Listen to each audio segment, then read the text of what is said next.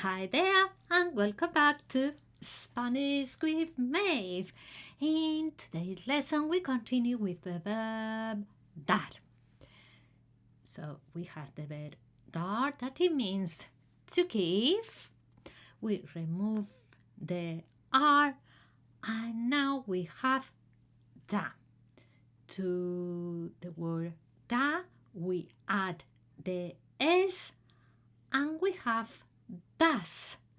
Das means you give, and in that S is included the word you, so das means you give. Let's do some sentences. You give a present to Rosita. In Spanish is you give, only one word in Spanish, das un regalo, a present, a Rosita, to Rosita.